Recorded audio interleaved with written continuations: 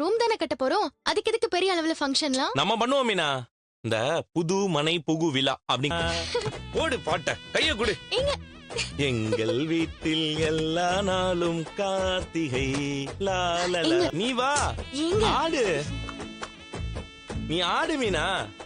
மீனா என்ன பாரு, மீனா சொல்றீங்களே என்ன பாரு, அவங்கள பாக்காத.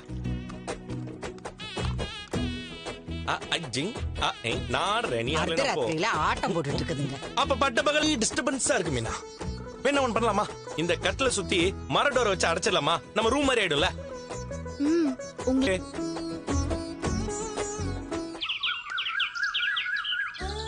மேஸ்திரி கூட்டு வந்தாரு, பேரு மாணிக்கம், பொண்டாட்டினே.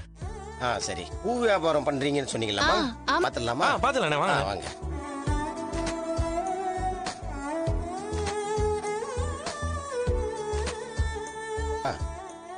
சரியா இருக்கும்பா. இது ஃபுல்லானே கூட அட்டாச்டு பாத்ரூம் சொன்னீங்க. ஆமாண்ணே. இந்த பக்கம் அலமாரி வர்ற மாதிரி பண்ணிடலாம். கிச்சன் ஏதாவது வேணுமா? கிச்சன்ல வேணானே, கிச்சன் கீழே இருக்குல்ல, அதுக்கு ஏத்த மாதிரி தாராளமா கட்டிடலாம். பண்ணிடலாம். ஓஹோ, ரூம் கட்டுறதுக்கு எல்லாம் மொத்தமா சேர்த்து ஒரு 4 லட்சம் ரூபா ஆகும்பா. ஒரு 25,000 ரூபா முன்ன நின்னு போயிடும். கையில காசு குறைவா இருந்தாலும் வேலை முழுசா முடியாது, பாதியிலே நிக்கும். இல்லன்னு வச்சுக்கோங்களேன், சருன்னு வேலையை முடிச்சிடலாம். பணம் கையில இல்லாம ஆரம்பிச்சு டபுள் செலவாயிடுமா. உங்க நல்லதுக்கு தான் சொல்றேன்.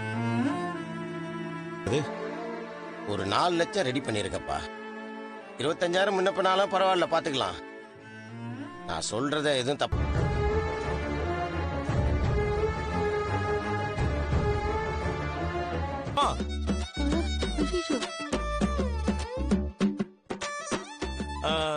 அடகு வச்சும் அந்த காசு என்னங்க 4 லட்சம் ஆகும்னு சொல்றாரு.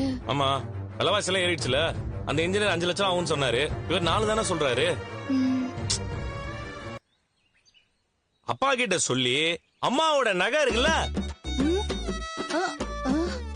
அத வாங்கி கொண்டு போய் அடகு வச்சிருவோம். வையன் வித்துருவோம் நகைய. என்ன கேட்டலாமா? ஐயோ வரானே.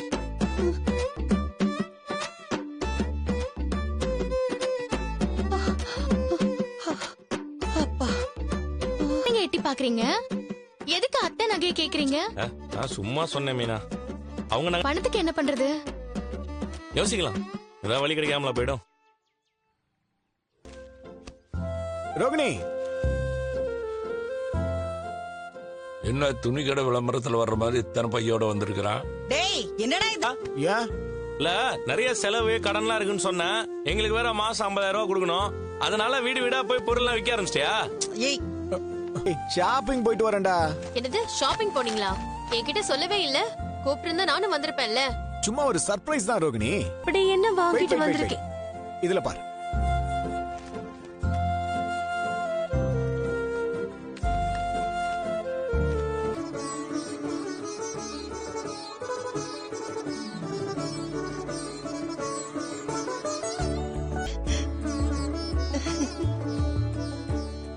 டேய் எப்படிடா இதெல்லாம்? வெறும் தாலி மட்டும் தான் வாங்கி கொடுத்திருக்க. இன்னும் அவன் மஞ்ச கயிறுல தான் இருக்கிறா. ரோகிணி இப்படி வா. மா, என் லைஃப்ல இது வரைக்கும் நடந்த எல்லா நல்லதுமே உங்க மூலியமா தான்.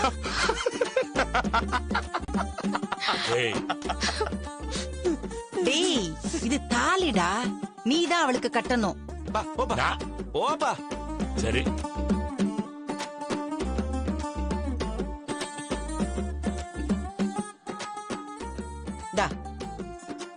இரு வர.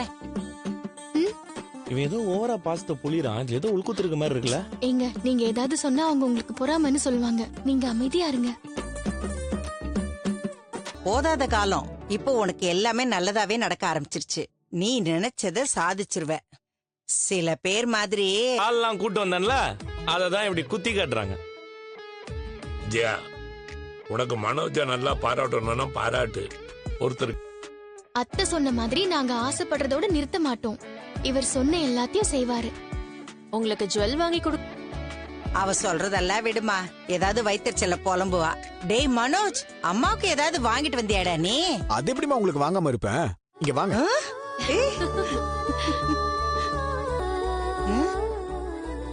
எனக்கா? ஐயோ பாரு, நல்லா இருக்குடா.